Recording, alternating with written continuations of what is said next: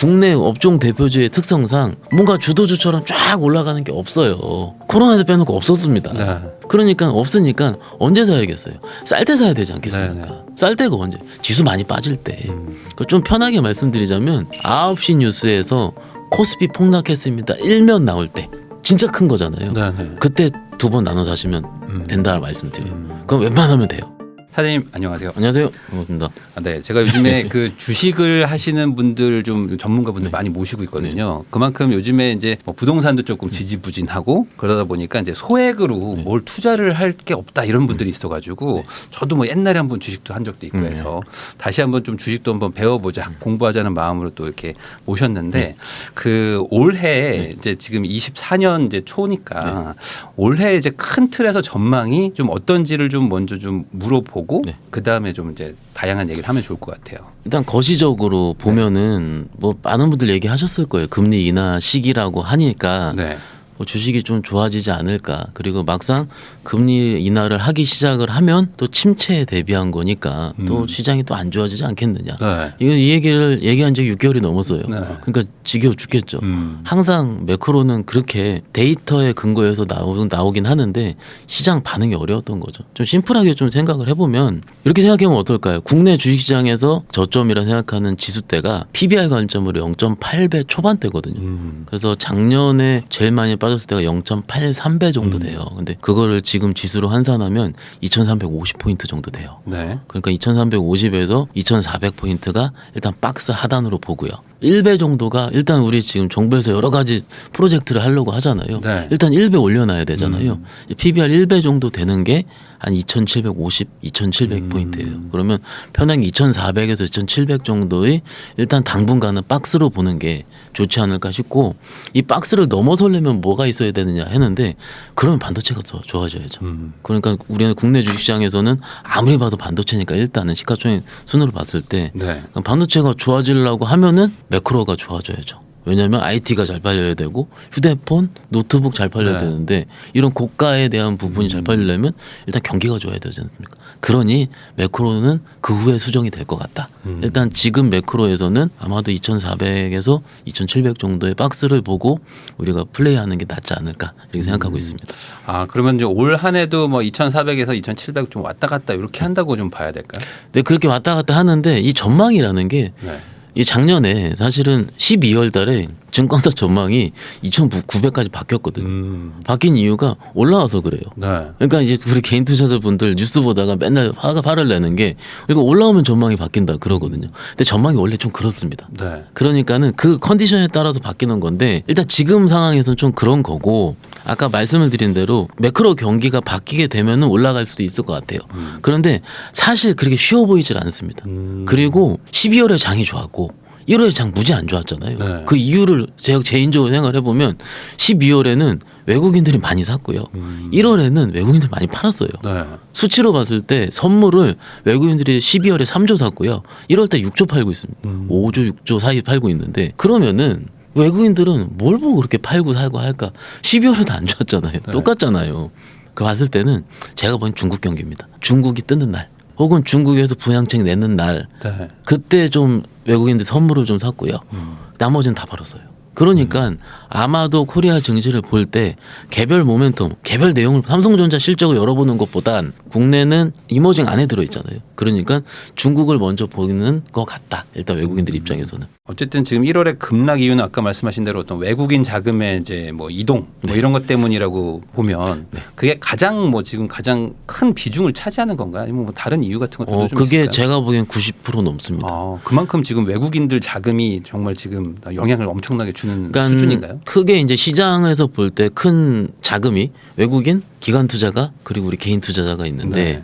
외국인은 빼도록 하고요. 좀 이따 말씀드리기로 하고 개인 투자자 입장에서 봤을 때 지금 주식을 많이 들고 있겠죠.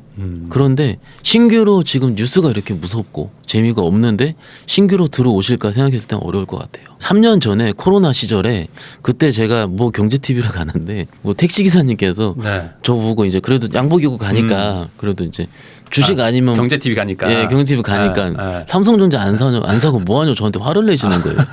그게 구만전자였거든요. 그래요. 국내 시장 같은 경우는 조금은 개인 투자자들의 약간 흥분과 새로운 자금이 수혈이 돼야지 좀 일정 새로운 박스권을 돌파해서 크게 가는데 아직은 그런 모습은 안 보이잖아요. 그러면 기관 투자가의 자금이 중요할 텐데 기관 투자가들한테 맡기는 그 소위 클라이언트들 뭐 연기금이라든지 이런 네. 부분도 솔직히 국내 주식 투자보다는 대체 투자를 좀 많이 하고 뭐 연기금 뉴스 플로우 보시면은 국장을 좀 비운다 그러고 이런 뉴스도 많이 있잖아요. 네네. 그러니까는 일단은 우리 개인 투자자들이 조금 힘을 내야 되는데 아직은 아니니 외국인들 그러면 이제 좌지우지하는 거 외국인이죠. 외국인들이 최근 3달은 거의 절대적으로 시장을 결정하는 것 같습니다. 아, 그러면 지금 외국인도 뭐 유출 좀 추세고 그다음에 이제 기관 개인 다 지금 잠잠하다 그러면은 당장 뭐 다음 달 뭐 이게 뭐 2월 3월 요 때는 좀 시장이 좀 약세로 갈 수도 있겠네요. 일단 약세로 가는 중이긴 한데 이렇게 생각을 하는 거예요. 그러면 두 가지입니다. 외국인들이 언제 살지인데 경험적으로 언제 사냐면은요. 정말로 싸게 빠졌을 때 사고요. 그러니까 정말 딥밸류라 그러죠. 네. 혹은 매크로적으로 좋은 일이 생겼을 때 아까 말씀드린 뭐 미국에서 CPI가 잘 나오거나 혹은 중국에서 부양책이 나오거나 네. 혹은 그런데 중국 얘기 잠깐 드릴게요. 중국이 지금 정책으로 시장이 움직이는 거 이게 안 된 지가 6개월이 넘었어요. 왜 그러냐면 부동산 워낙 안 좋잖아요. 중국. 네. 어느 정도는 뭐 헝다도 지금 파산 신청을 했고 소위 시장에서 경제적으로 뭔가 제대로 워킹하려면은 시간이 좀 걸리는 거죠. 그 정책을 쓰더라도 바로 내일부터 오르겠습니까? 그게 아니고 최소 6개월은 걸리지 않겠습니까? 그러니까는 중국 시장이 되게 중요해요. 제가 보기에는. 그리고 지금 홍콩은 홍콩도 얘기하면 또 눈물이 나오는데 네. 이해를 했어요. 네, 네. 홍콩은 중국 시장 쫓아가는 게 맞기 때문에 중국에 대부분 금융줄이 상장되어 있잖아요. 그러니까는 중국이 먼저 살아나야 일단은 기본적으로 홍콩도 살아나고 최근에 ELS가 최근이 아니 3년 전에 들어가신 ELS 투자자분들도 살아난다는 게 맞는 것 같아요. 그런데 국내 시장과 같이 연계해 생각을 해보면 중국이 먼저 살아나야 되는데 그 시기가 제 자료를 쭉 보니까 제가 중국 전문가는 아니잖아요. 보니까 자료상에서 여러 가지 시기가 있는데 빠르면 2분기 정도부터 돌릴 수 있다라는 부분이 좀 있는 것 같아요. 네. 그러면 2분기 보면 4월달 가야 되지 않습니까? 네. 그러니까 그거 약간 공백이 되는 시기죠. 그거 자체가. 그래서 한두 달 정도는 조금은 박스권 흐름이 되지 않을까 싶은 거고 국내 시장으로 넘어와서 생각을 해보면 여기서 거래소와 코스닥을 같이 구분을 해야 되는데 네. 이 코스닥은 재미가 없잖아요 지금. 특히 이제 시총 상위주가 많이 바뀌고 있어요. 코스닥 입장에서는. 코스닥 시총 상위 1등이 에코그룹주잖아요. 네. 에코프로 BM인데 지금 1등 이동 왔다 갔다 하고 있고 3위 4위가 바이오예요. 그러니까 HLB라든지 네. 알테오젠. 보세요. 그러면 두 섹터 다 한 변동성 하는 섹터지 않습니까? 그렇죠. 예, 이 정도는 화끈하죠. 네. 우리도 그거 하려고 하는 거긴 한데 어찌됐든 그러면 5등, 6등이 HPSP라든지 이런 그 반도체 종목들이에요. 이 세 섹터가 언제 좋아질까부터 시작을 하는 건데 지금 그 시기 자체가 바이오는 솔직히 모르겠고요. 그렇죠. 바이오는 좋아져야 좋아주나 보다 하는 거예요, 사실은. 왜냐하면 바이오 때문에 우리 저 구독자분들도 바이오 투자하신 분들 많이 있으실 텐데 바이오는 제대로 투자하면 잭팟이긴 하지만 그냥 남자의 주식. 남자의 이런 주식이죠. 거잖아요. 뭐 아시잖아요. 네. 뭐 지금 근데 제가 개인적이 아니죠. 고객들 살펴보면은 마이너스 90%가 많아요. 그러니까 바이오에서? 9분의 1 토막이죠. 9분의 1 네. 토막. 코로나 전에 샀던 소위 라이센싱 아웃 그런 진짜로 남자의 주식들이 좀 9분의 1 토막입니다. 네. 그런데 지금 올해 좋다고 많이 얘기를 하시는데 일단 그거는 좀 봐야 되는 거고요. 사실은. 그런데 바이오, 2차전지도 조금 2분기부터라고 많이 얘기를 하시니까 그러면은 좀 시장에서 뭔가 제대로 발동하려면 반도체. 또 이렇게 좀 말이 좀 나올 수밖에 없는 거죠. 일단 네. 예 그렇습니다. 그러면은 지금 아까 한 텀이 뭐 중국에서 좀 약간 좀 살아나는 게 뭐 4월 정도 빠르면 4월이라고 치면은 지금 한 2, 3월 이제 한 2달 이상은 좀 비어 있는데 요 사이에라도 뭔가 좀 어떤 이벤트라거나 뭐 이슈 같은 게 좀 있을까요? 뭐 최근에 뭐 지금 뭐 저 PBR 뭐 주 뭐 이런 거 뭐 다시 뭐 뜨고 있다 뭐 이런 얘기도 있는데 저 PBR은 워낙 길게 좀 이따 말씀드리기로 하고 네. 제가 이벤트 먼저 말씀드리면 일단 2월 초에 FOMC 있고요. 3월에도 FOMC 있잖아요. 미국. 네. 금리 결정이 있습니다. 지금 아마도 금리 결정이 뭐 2월은 그냥 지나갈 것 같고 3월에 첫 금리 인하가 할지 안 할지 모르겠어요. 아직은. 그런데 점도표에 따르면 3번에서 6번 사이라고 하니 만약에 6번으로 하면은 3월부터 계속 인하시켜야 돼요. 그런데 그게 너무 급하지 않나 생각은 들어요. 왜냐하면 그 미국 시장을 볼 때는 크게 고용, 물가, 소비 봐야 되거든요. 그런데 물가는 잡혔어요. PC 계속 빠지고 있으니까. 고용 지금 조금씩 빠지고 있는데 요즘 빅테크 좋잖아요. 네. 빅테크 좋은 이유가 물론 경기가 좋아져서 그런 거 있는데 작년에 미국에서 빅테크들 해고 엄청 시켰지 않습니까?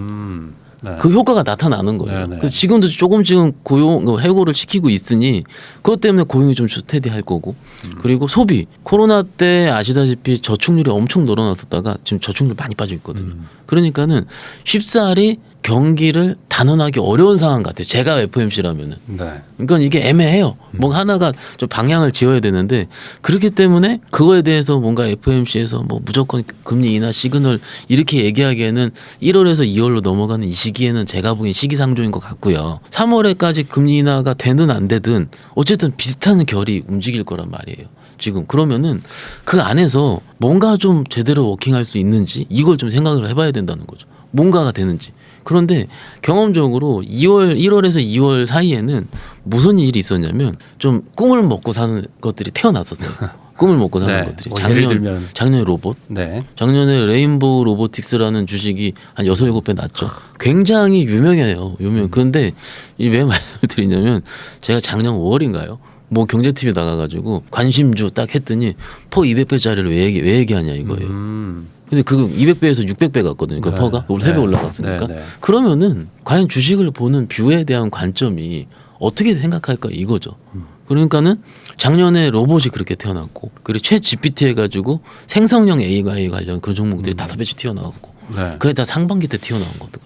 그리고 하반기 때는 ACBM이 튀어나온 거고. 그러니까는 이런 거 뭐가 태어날지를 지금 현금을 들고 혹은 지금 시장을 잘 살펴보면서 쳐다봐야 된다는 거 맞는 것 같아요. 뭔가 매크로적으로 뭔가 일정을 보는 것도 굉장히 중요합니다. 봐야죠. 무조건 봐야죠. 그런데 기본적으로 우리가 주식을 하는 이유가 수익을 내기 위해서라면 네. 손해 날라고 하는 거 아니잖아요. 점잖게 저는 은행 이자에서 플러스 1% 하려면 차라리 그냥 다른 대체투자 하는 게 맞습니다. 네. 그런데 수익을 내려고 하는 게 맞다면은 어느 정도라면은 그런 새로운 아이디어의 새로운 꿈을 먹고 태어날 수 있는 섹터들이 좀 볼 수 있다라는 거를 준비해야 되는 시기는 맞는 것 같아요. 그렇게 따지면은 약간 그 가치를 평가해 가지고 약간 가치 투자를 하는 네. 식의 그런 투자자분들은 네. 지금 우리 한국장을 하기가 조금 좀 애매해지는 건가요? 가치 투자 때문에 한국장을 들어오셨던 분들이 네. 제 개인적으로 이미 나갔을 걸요. 이미 몇 그건 년 아닌 것 동안 같다. 아니 그러니까 이미 몇 년 똑같았었어요. 네네. 그러니까는 이미 이탈을 하시지 않았나 싶기도 하고 요즘 뉴스 보시면은 이제 국장에서 미국장 넘어간다 그 얘기 많이 네. 하시잖아요. 그 저도 이해는 가요. 저는 이제 거의 대부분 국내 주식을 하는데 이해가 가는 게 워낙 그 중구난방이니까 항상. 그런데 또 하다 보면은 또 잘 될 때가 있거든요. 정말 그 있어요. 그 시기를 봐야 되는 거고 그게 상반기가 맞습니다. 예. 그러면 이제 오히려 아까 말씀하신 것처럼 뭐 PER이 뭐 200배면 사실 뭐 되게 고평가라고 네. 이제 뭐 주저할 수도 있는데 그런 거보다도 오히려 약간 어떤 뭐 흐름이라든지 시대의 트렌드죠. 약간 트렌드를 따라서 약간 그런 게 좀 이렇게 올라가는 게 지금의 어떤 한국장의 분위기 뭐 이렇게 좀 더 봐야 돼요. 지금의 분위기 플러스 매년 있었던 분위기였던 것 같고요. 네. 그러니까 조금 이게 제가 처음 나오고 이런 뭐라 그럴까요? 굉장히 좀 중후하고 네. 멋있는 채널에서 이게 지금 약간 싸 보이는 말을 좀 하기 좀 그런데 과거에 네. 소위 전통적으로 저 PBR, 저 PER, 저퍼주라 그러죠. 주식들을 했을 때 제가 무슨 얘기를 했냐면 저퍼주의 트랩이라고 얘기 많이 했어요. 저 퍼주? 그러니까 네. 저 PBR. 저 PER, 그러니까 PBR과 PER 두 개로 나누는데 PER은 우리가 알고 있는 EPS라고 해서 수익성으로 네. 나누는 거고 PBR은 북밸류라고 그렇죠. 그래서 네. 청산 가치로 나누는 건데 그러니까 어떤 기업의 가치 대비 너무 저가가 저평가되어 있는 거. 근데 계속 싼 거예요 주식이. 네. 5년 동안 싸면은 내 종목은 그냥 물려 있는 거거든요. 네. 어떻게 보면은.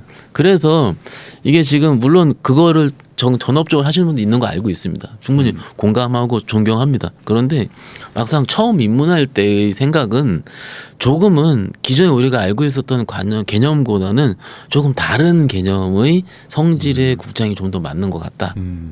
단순하게 내가 싸기 때문에 지금 건설주 엄청 싸거든요. 네. 근데 지금 투자하면 되겠어요.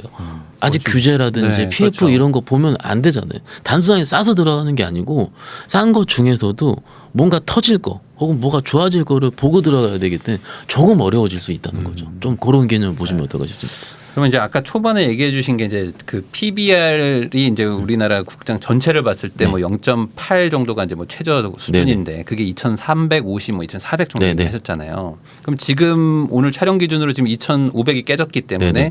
거의 다 온 거 아닌가. 아니죠. 네. 그 여기서 더 빠지기를 좀 기다려야 이 되는 것인지. 100포인트가 빠지면은요 종목들은요 난리가 납니다. 지수로 따지면은 한 4% 정도 되지 않습니까? 네. 그런데 종목들은 한 15에서 20%가 깨져요.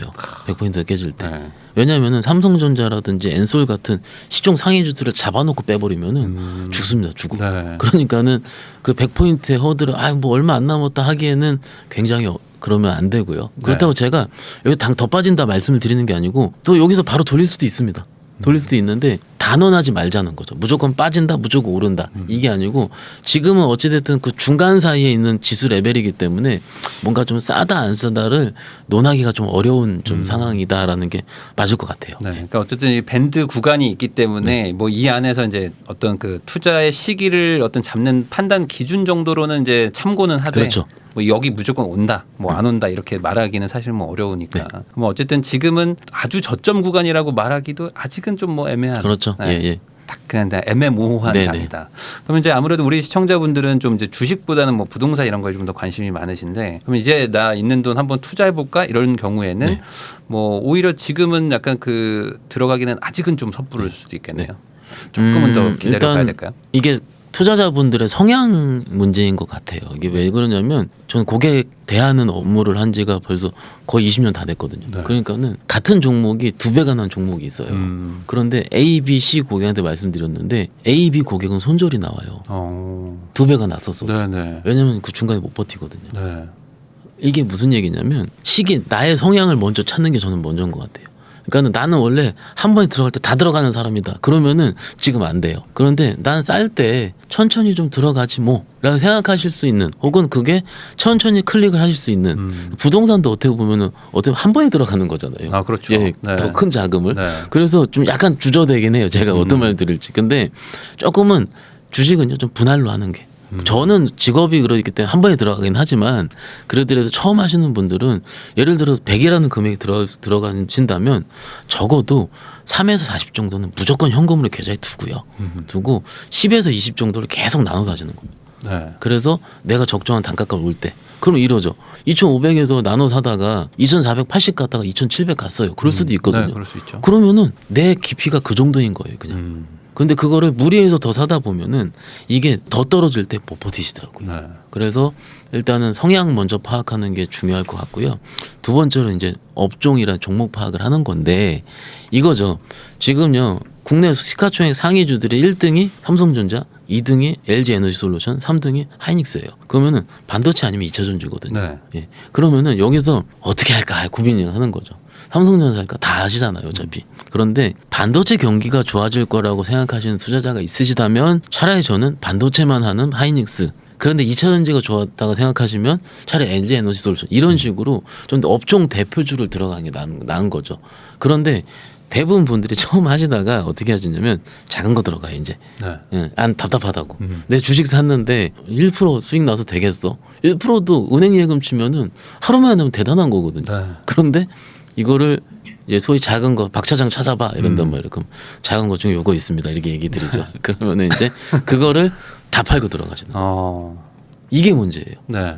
여유 자금으로 조금 들어가는 건 약간의 변동성 있는 거 해도 됩니다. 그래서 약간 파생을 시키면 아까 제가 HBM 말씀드렸는데 소위 이제 반도체가 미세화 공정이 들어가고 거기서 데이터를 AI로 빨리빨리 보내야 되니까는 하나의 칩으로 안 되니까 요거를 겹겹이 쌓는 거를 HBM이라고 그러잖아요. 하이 밴드 위스라 이렇게 얘기를 하는데 여기서 구멍을 뚫어서 하는 장비를 만드는 회사 한미반도체. 네. 그래서 작년에 아시죠? 5배 난 거. 이런 식으로 이런 식의 뭔가 그런 핫한 거를 찾을 수도 있어요. 아는데 알아요. 저도 왜 압니까? 사람 돈 버는 게 제일 좋은 거죠. 그런데 초심자들한테는 그런 거 찾으면 힘들어요. 정말로 뭐가 못 버티냐면 부동산 변동성 보다가 주식 변동성 보면은 미치거든요. 그렇죠. 하루에도 막 왔다 갔다 하니까. 예, 미칩니다. 네.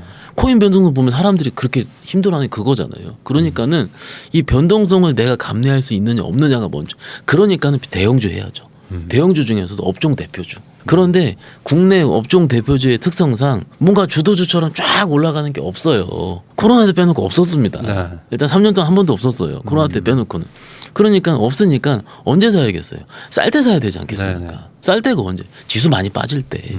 좀 편하게 말씀드리자면 제가 좀 주식을 전업으로 하지 않고 그냥 금융상품 이런 것들만 하시는 분들한테 뭐 말씀드리냐면 9시 뉴스에서 코스피 폭락했습니다. 일면 나올 때 진짜 큰 거잖아요. 네네. 그때 2번 나눠 사시면 된다 말씀드려요.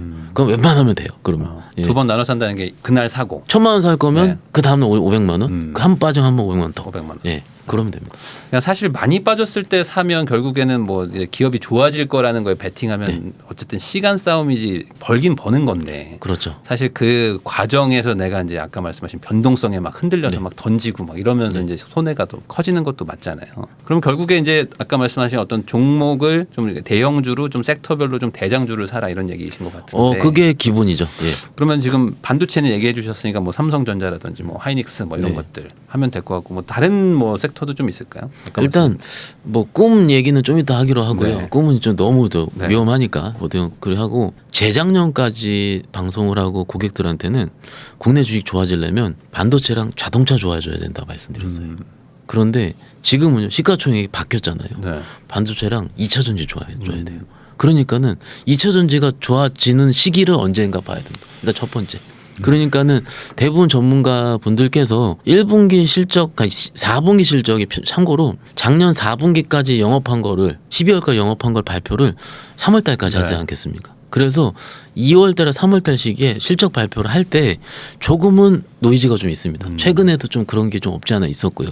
그래서 시기상으로 봤을 때는 한 1분기에서 2분기 사이 정도가 2차 전지에 거의 저점이 되지 않을까 싶은 거예요. 네. 그러니까 그 상황에서 봤을 때는 오히려 2차 전지 살 거면 그 시기에 1, 2분기 사이. 그러니까는 결론은 뭐냐면 업종별로 시기가 달라야 된다는 거죠. 네. 그러니까 다 싫어요. 너무 어려워요. 저도 어려워요. 할 때.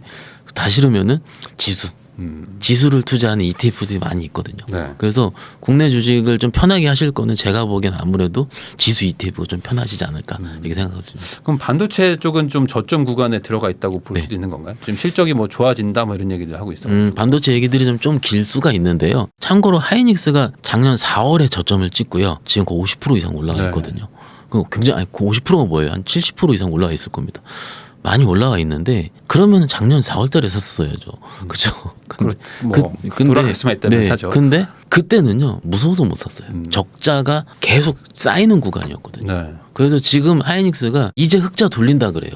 편하게 반도체는요 2분기 앞서서 움직여요. 그러니까는 작년부터 시기가 저점이 맞춰지는 시기에서 지금은 어느 정도는 디램 가격은 올라가고 있지만 어느 정도 실적 반영은 된 시기입니다.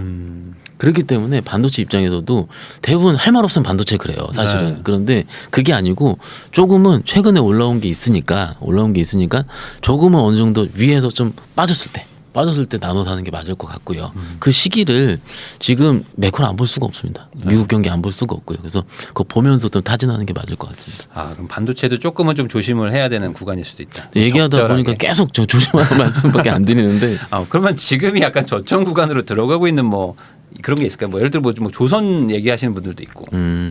그 조선은 아시다시피 이제 수주 산업이에요. 네. 수주 산업이고 좀 쉽게 말씀을 드릴게요. 그 국내 주식이 조금 제가 쉽지 않다라고 말씀을 드리는 가장 큰 이유도 자금 변화가 워낙 빨리 움직이기 때문에 그렇거든요. 조선을 전체 보는 거는 그렇습니다. 수주 잔고 좋다. 그리고 네. 실적이 2024년도부터 플러스로 돌아선다. 네. 얼마나 좋은 아이디어입니까? 그런데 지금요 시장이 조선주로 가기에는 AI가 너무 센 거죠. 갈 돈이 없다 이런 건가요? 이걸 좀 좋게 얘기를 하면은 그 미인 선발 대회. 네. 주식시장 미인 선발 대회인데 다 좋아요. 그런데 가장 아름다우신 분을 뽑는 거가 미인 선발 대회잖아요. 네네. 똑같습니다. 지금 시기에서 뭐가 가장 매력적이냐예요. 그러면 지금 입장에서는 어찌됐든 AI가 되고 있으니까 네. AI로 파생된 거는 어찌됐든 반도체니까 그게 좀 더 선택될 확률이 높은 거죠. 조선주보다는. 그런데 조선주도 지금 많이 빠졌거든요. 빠졌다가 다시 돌리는 시기가 있을 거예요. 네. 오히려 잘 보시다가 처음 돌아설 때가 보는 게 가장 맞을 것 같아요. 업종도 좋습니다. 그러니까 그렇게 얘기하면 안 좋은 게 없어요. 막상 보면은. 그런데 지금은 2024년도는 제가 볼 때는 아무래도 자금 이동이 어떻게 되는 거를 보는 거. 왜냐하면 업종 섹터 스터디는 다 돼 있어요. 워낙 많이 보셨으니까. 네네. 그런데 언제 들어가는지 언제 나오는지가 문제거든요. 그래서 그거를 좀 살펴보시는 게 어떨까 싶습니다.